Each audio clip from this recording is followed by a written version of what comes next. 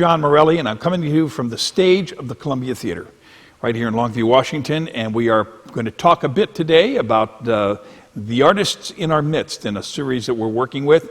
And joining me today to have a conversation about that is Bill Comin. Bill? Good afternoon. I love this facility. It's my favorite place to play, favorite place to be. I saw Rocky here. You saw when Rocky. It was a movie theater. It was a movie theater. Yeah, I'm really glad to be here. It's the Columbia Theater. Well, you know, I started this series because, of course, COVID-19 has us twiddling our thumbs. Although we're doing a lot of construction right now for the theater itself, but it had me twiddling my thumbs, and we sat down as a staff and said, we've got to do something, and people have been urging us to do it. So we came up with this series, which we call Live from the Columbia Stage, celebrating the artists in our midst. And it is about all of the incredible talent that is hidden and under the surface in smaller communities across this country. I know you and I had a really great conversation about that. Yeah, it's amazing that, we're close to Seattle, we're close to Portland, but in that big gap between, I think we kind of get forgotten about. A lot of the people in this area. Well, I wanted to have you, especially today, talk about this, because we're going to just have this kind of conversation back and forth, and as if we were on the telephone when we first talked to each other. As far as great artists that come out of the area, you mean? Yeah, we'll talk about some of those things. Yeah. But I want to tell you, first of all, this has been something I told you that has been a part of the Columbia Theater's history and a part of my own personal business history and arts management history. I've been talking about celebrating the artists in our midst for decades. Mm-hmm. And it initially came out of a story. I didn't have the awareness. It came out of the story or incident where I was working and living in North Carolina and had a neighbor, a woman who was a neighbor, and she asked me to look after her cat when she would go out of town, and she would fly out on weekends and come back, and I would look after her cat. And one of these times I got around to it, and I said, so are you a flight attendant? Because she was, always going on the flight. She said, no, I sing at the Met. Yeah. And I went, you what? You sing at the Met? Yes. And the story came out that in essence, she had grown up and lived in North Carolina, lived in New York City, didn't really want to be there, made a contract with the Metropolitan Opera that allowed her to fly in for rehearsals, do this thing. But what really came out of that story was sitting back and saying, you never know who you're with. If you're in a grocery store, who's in line in front of you or behind you, and what their gifts might be. Are they a musician? Are they a singer? Are they an artist? Are they a writer? And we have those people living in our midst, and they are affecting our lives, and their lives are being affected, and their stories and the things that they do are being affected by living communities like this, and ours are the same way. And I've always felt that way about, especially about smaller communities. And what I loved about Longview, Washington, was those kinds of stories that would pop up, and they're all over the place. But even in High Point, North Carolina, you go down the street by the post office and take a right and go up to this almost little side street, and it's John Coltrane Avenue. No kidding. John Coltrane grew up in High Point, North Carolina. I did not know that. Yeah, so but you performed here. You performed as a part of the series with MP6. The group is MP6, but you only had the trio of you. Just a trio. And we'll be seeing a lot of your performances later on. And I want to talk a little bit about jazz, because you brought me in on some insights, some things that we did, and some other things. So share that with us. Town's got a good history of jazz. A lot of people don't realize that up until a decade ago, a man named Hadley Callaman used to live down the road in Calflamet, of all places, while he was teaching at Cornish Institute in Seattle. And Hadley, he played with Mingus, he played with Miles, he played with Freddie Hubbard, he played with, guys like Santana, the Grateful Dead, just in the rock. And it's amazing now, we were lucky enough for years and years and years before I even knew. I lived here, and he played for years before I knew he even existed around here. Like, that guy's from here? And we used to be able to catch him at the Lone Fir and other places in town all the time. And I don't think a lot of people really realized what they had. And he's just one of many, some of the talent in the Southwest Washington Symphony, and it's just. Well, we'll get around to talking about. I want to get around to talking about those guys. But Hadley, the jazz thing, and Hadley, that's what blew me away when you told me that. He had his go-to big shots that he would do gigs with in Portland, which obviously is a great, his go-to band. But he also utilized the musicians around here.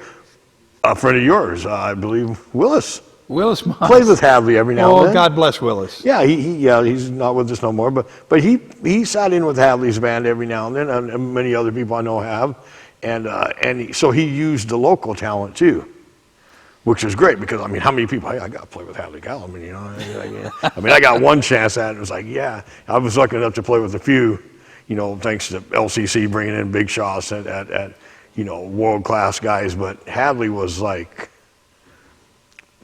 He was one of the guys. Yeah, he was a step above everybody. You know, he else. was in the Dexter He's a legend. Gordon. A legend. He was, yeah. I mean, his wife Jan, you know, still teaches at LCC, I think. I mean, she's a good friend, and she showed me pictures of them hanging out with Mingus and stuff. Like, wow, man, that's just a whole different level of. You touched on this. Coolness. You touched on this when you mentioned him. That here's a guy, and it's one of the reasons I love this series that we're about to do, or that we're doing, is you touched on the idea that we could be sitting somewhere, not now as much, but right. in the normal times we could be sitting somewhere having a drink, doing this, and there's somebody playing in the corner, and if you stop for a minute and started listening, you'd start going, whoa. And we've got a lot of those whoa people that we're going to see and yes. hear coming up. But that is a really important element of everything that I've always wanted to do, not only in my career, but also here at the Columbia Theater. And there's just so many incredible musicians. We're going to talk a lot about musicians. Right. But people, you know, when we talk about celebrating the artists in our midst, I look at things like, I keep thinking, you know, these folks who have affected the world many times in a lot of things that they have done. Who would have known that one of the great icons of avant-garde dance grew up in Centralia, Merce Cunningham? I wouldn't have known that. And you know, then you mentioned. I don't know until now, actually. Yeah, I mean. And so you have those kinds of folks who are performing, and writers and things like that. And I think that's what's really important about it. And I've always thought that, and I've talked to kids about this too. Every time I have a chance to speak with a small group, is to say that. And adults, we never know when we come to the theater, when we bring somebody into the theater or to see a show, we never know what kind of effect that's going to have on younger people we're working with, and what spark that might ignite for them. So it makes you had a this place story so about special. that just blew we me do, away. and that's what makes this place special. I mean, you can say every little town might have that type of talent, yes, but if it's not for places like the Columbia Theater, for people like the Kirkpatrick family, for educators like Dave Walworth, or Rob Davis, this community is blessed, not just to have support, and the Rose family building your guys' rival, unfortunately, that theater. I'd rather play here, by the way, but that new theater, does not matter. There's a lot of things that go on in both but there's places. been a lot of money put into this, a lot of time and a lot of energy and a lot of dedication. But the theater itself is where it all starts. And I'm wearing one of my underdress for the occasion, but the drama department that they do in this town. Yep. The dedication that they put. I do the drama shows every year, the musicals with the theater, because those kids are wonderful to work with. But it all starts really right here, in my opinion. This building is what allows. And we specifically talked about. Now, don't make me pronounce it. Will you pronounce the name? Ambrose Akinbusery, I think you mentioned to me, which blew me away. Yeah. You're going to tell me the story, but it blew me away because there were about 99 people in the house. Yes, and I know could you smell lost them, money. I could smell them warming up the tar and plucking the chickens for me. Yeah, I know you probably got in trouble for that show, but I'm very grateful. And of course, Hadley's widow was here for that one too, because he's a jazz lover. There was about 10 friends. All of MP6 was here. I can guarantee you that. Tell me about that, because a lot of people don't know what was the Miles Davis experience. And tell me this about him. Miles Davis experience. Ambrose. This isn't the 40s and 50s where you have 70, 80 trumpet players that are big names, because obviously back then you couldn't fly across country. You didn't have YouTube. Back in the days you had 40 sax players that were well known, 50 drummers. In this day and age, you only have a few big names, and that's what people know. People don't. Honestly, as much of a jazz lover as I am, I did not know who Ambrose was before I came to it. And he's probably one of the 10 best trumpet players in the world. In the world. In the world, yes. And you go on his website now and see who he's played with. And I didn't know who he was. And I'm a jazz musician, yeah. you know. And when we came to that show, what made it special wasn't just him. It was the Miles Davis experience. And that was brilliant. It went through despite what people think, music is a very, very important way of shaping culture. It was then, it is today. On either side of whatever stance you take, you know. I mean, it's a lot of values, a lot of ideologies are shaped by music and dance and culture. This show was not only just great in the level of musicianship and the drummer. I wanted to go pawn my drums after that show. It's like, isn't there a pawn shop like a block down from here? I'm like, I'm going to take my drums, I'm going to go pawn them because I'm not going to play anymore. What was that, 20-year-old, all the people in his band, fresh out of Berklee School of Music, which is where this is kind of leading. There was the original MP6 piano player, he's a young man now named Justin Salisbury. He started playing with us. I mean, we got members of our group that graduated from North Texas State, and so there's some good players, but we grabbed him when he was 15 years old at a Klaskenite, you know, and he was immature, you know, he thought the whole world always diddle around, but boy, he was good. And we knew he was going to be good. Everyone knew he was going to be good. We made him, I think I bought him a ticket. I can't remember who did. It might have been the LCC teacher because he was taking class at LCC and Running Star at the time. We made him come to this show, and it's not like he didn't understand jazz. But it was an experience for me, let alone a 15-year-old. It was Miles Davis. It was a Miles Davis experience. It was incredible stuff. Well, it just so happened like every single musician in that band was fresh out of Berklee School of Music. You know, and they're all, what were they, average from 20 to 22 years old, the kids. I think the bass player might have been older if I remember right, but the piano player was, holy cow, he couldn't have been over 20 years old. And that very day is the day that Justin decided, I'm going to go play for Berklee.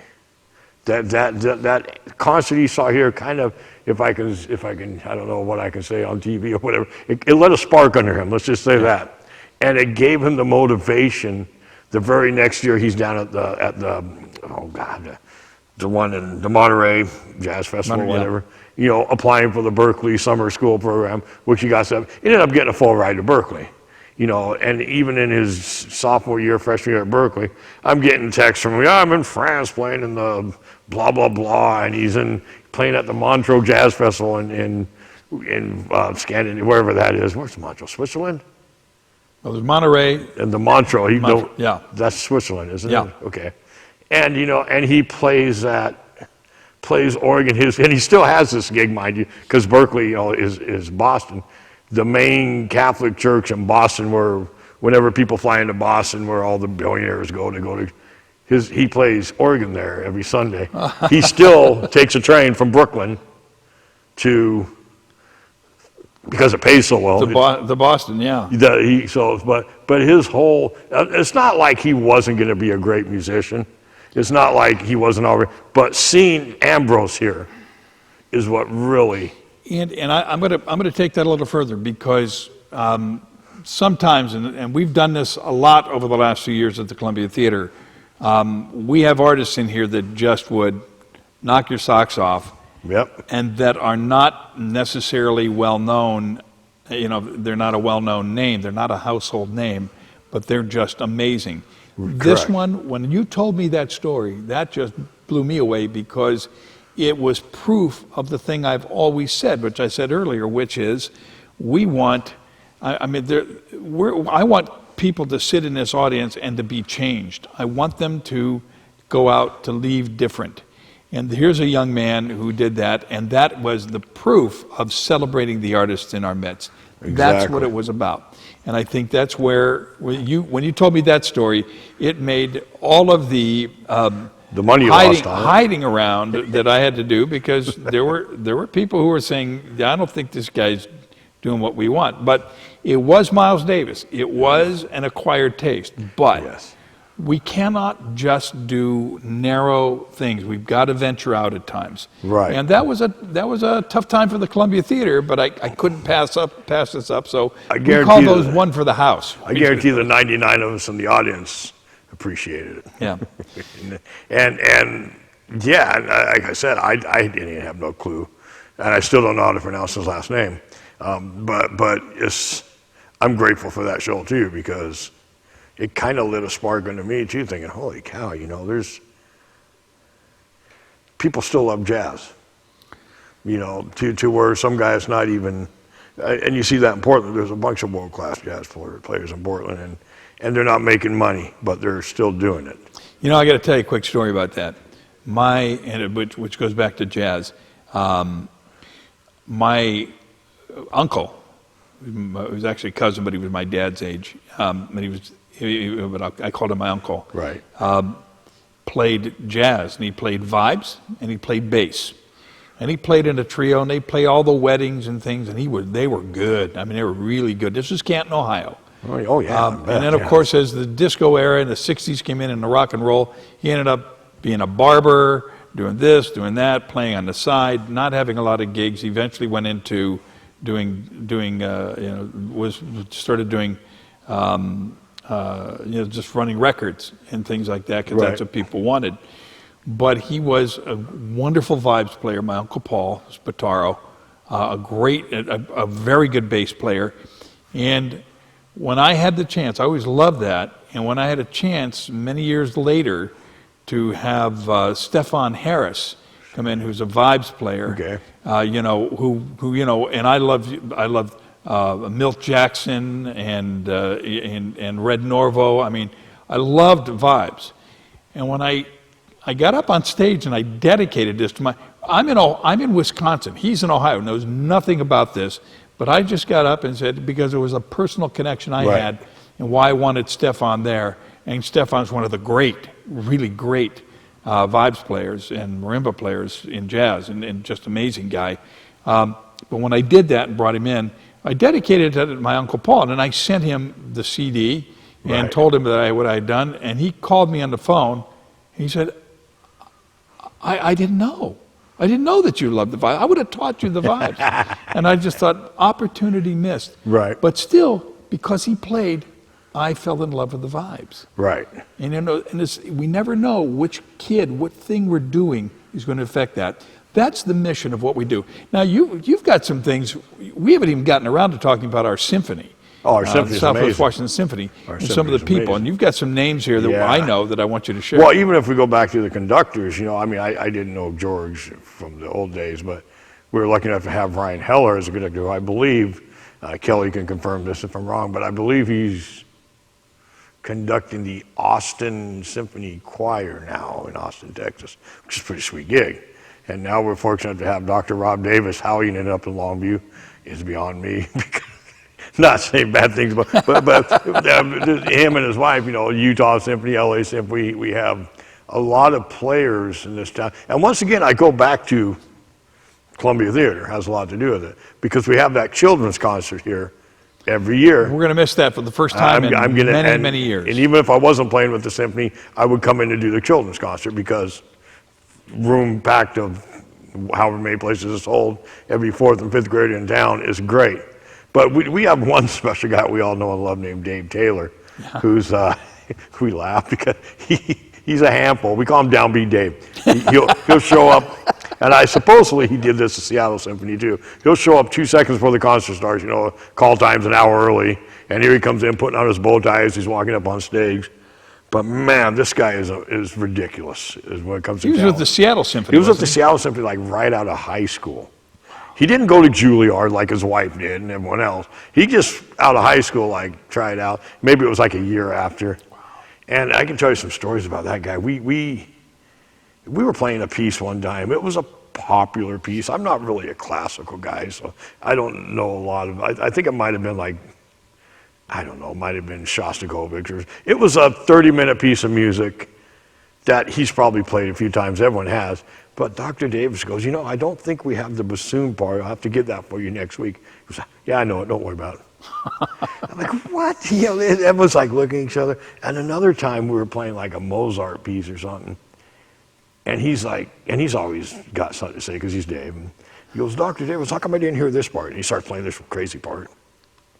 And because our third clarinet's not here tonight. Now you're talking how many instruments in the symphony? And Dave, out of everybody, recognizes as a third. Not only does he know the third clarinet part's missing, he knows it, you know, by heart. You know, it's like, wow, this guy's, he's amazing. And he came into town back, and there's, you know, the jazz program at LCC 20 years ago was amazing. And Gary Nyberg's music program there before he retired. He came in to play jazz one time, right when he moved in back from Seattle when he retired, because his wife could no longer play in the symphony because of carpal tunnel. She was the principal violinist for the Seattle Symphony. And he came in to play jazz, and he's like, of course he can read any music. And then he went to solo, and he's like, and he goes, stop. I'm like, what's going on? So he goes, I've never really played jazz. I don't know how to solo yet. Let me go read up on it, and I'll come back next week. And the guy comes back next week, and he's like blowing these Coltrane solos. He went and read up on it, apparently. Yeah. I got to tell you, and then there's another family or two here, and I want to talk about the series that we're doing. But you know, we mentioned the Kirkpatrick family. The Kirkpatrick family, and I have got to send a lot out. Our 9-foot Yamaha concert grand over there. Oh, that come from them? That came from no surprise. Came from the Kirkpatricks. It's not just the money; it's the dedication. Yeah, it's the it time. was a beautiful instrument. They knew what they were getting. They made an incredible gift, and this community has seen that gift on this stage time and time again. I see Dwayne Hobart play it a couple of times. Yeah. Oh man. Yeah, the Kirkpatrick family, and it's not, and every one of them. Musician, I don't care what, all the way down to Bruce. He used to come out during jazz jams. He was little, and the Walvers, Dave and Ginger. Dave and Ginger, but yeah, the Kirkpatrick. We still, not this year, but I play with the Northwest Wind Ensemble every 4th of July at Lake Sacagawea because it's Richard Kirkpatrick's group, and I will do anything to help perpetuate. And they've got the series, it escapes my mind now, the name of it. Excuse me, but. The series that they do at St. Stephen's Church, the Columbia series that they've done over there. I've probably done it, I just don't remember. I get called a lot. They had to cancel. Now, interestingly enough, we have a number of artists that we're bringing in, and I mentioned them, and we're doing these, celebrating the artists in our midst, live from the Columbia stage, and other odd places. Now, we've already recorded a number of these already. We hope that if this takes off, we will continue to do these things, because I've heard already from people, why didn't you ask so-and-so? Why did you ask so-and-so? I said, because we needed to start with the first core and understand what this project was going to take and how we're going to do it. And then as we find out how it works for us, we've already recorded in the basement, under the stage. We've recorded out in the hallway. And we'll record it in some other places, as well as on this stage, because there are other acoustically delightful places here to perform. And we have some people that people are going to be very familiar with.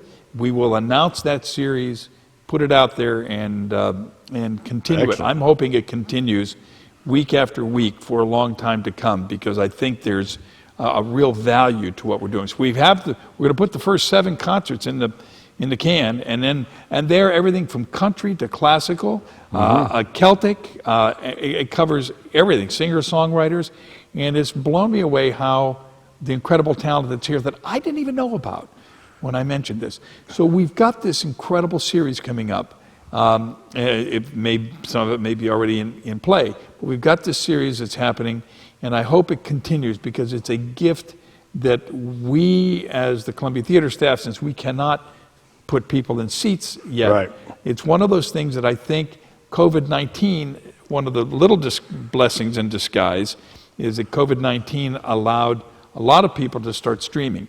Ours was to stream from the stage of our Columbia Theater in a community that is one of the smallest communities to support a theater like this, and it is a gem. And it's not just the physical building; it is the things that we're talking about. We're celebrating the artists. We talk about musicians, but we also don't talk. We also sometimes miss the artists that are here. Well, that's true. Yeah, and you know the visual artists that are here, the writers that are here, the dance that's here. One of the things we love every year, all of us, I made this joke for years. I said, ad nauseum, if you've heard it, I'm sorry, bear with me. But I've said, if God Almighty herself came down and said, I want to rent the theater and hand out free souls, free passes to heaven, but I need to do it in May, I would go, I'm sorry, it's dance recital season. We can't, certain things are sacrosanct. Can we do it at another time? But the fact is even in these times, we're missing that kind of glue and that kind of connection. The Columbia Theater has always been a community arts resource. Right. We bring a lot of different performances here. It is not a cheap thing to do. Everybody kind of understands it. We go out on the edge all the time. But what we hope comes out of this is that the people who step through the doors here are going to be like this young man who walked in to see a concert and walked away saying, my life has changed, and I want to do that. That's what we're about. That's what this is about, celebrating the artists in our midst. You guys, your trio of MP6. Yeah, we haven't really played, and thanks to COVID, our bass player was scared. Are we going to practice? Like, no, we don't need to practice. Just listen. Just listen and it's improvise. Jazz. No one's going to know if you play a wrong note. But so you've got some great things going on here. I think we can. I want to wrap this up for now, right, because we'll just bore everybody to tears. I think we've said what we needed to say. But Bill, I want to thank you for coming in. When you and I first had that conversation on the phone, you should have seen me walking around my office in animated fashion, because I met somebody who actually had an example of something that happened, and I could sit back and go, that is what I've always been talking about. And I know there have been other ones. Yes. I may be somebody who becomes a teacher or becomes something else, but they're motivated by something that happened that came off of a live performance, whether dance or the art, whatever it is, music.